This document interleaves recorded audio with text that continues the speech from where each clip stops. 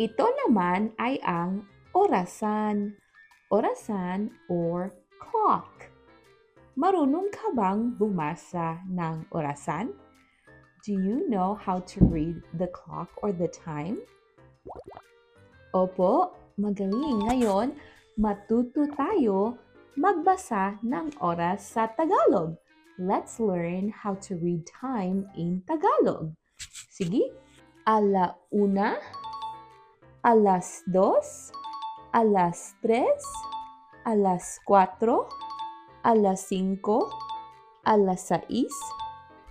7:00, 8:00, 9:00, 10:00, 11:00, at 12:00. Ayan. Remember that ang time sa Tagalog ay parang sa Spanish. Sunod naman ay ang mga minuto. Minuto or minutes.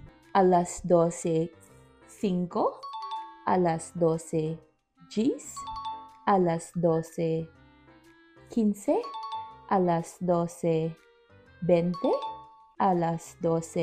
12:25, 12:30 o 12:30,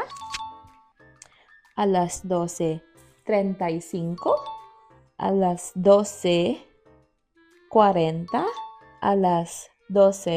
12:45,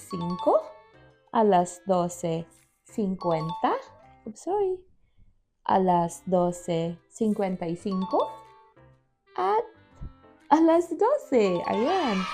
Ayan ang sa oras sa Tagalog. Ngayon, anong oras ito? 6:15.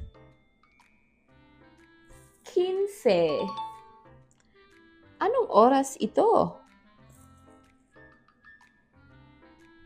8:30 o 8:30. Anong oras ito? 10:15. Anong oras ito? 5:00. Anong oras ito? 11:20. Ayan. Sana natutunan mong magbasa ng oras sa Tagalog. I hope you learn how to read time in Tagalog. Ayan. Maraming salamat!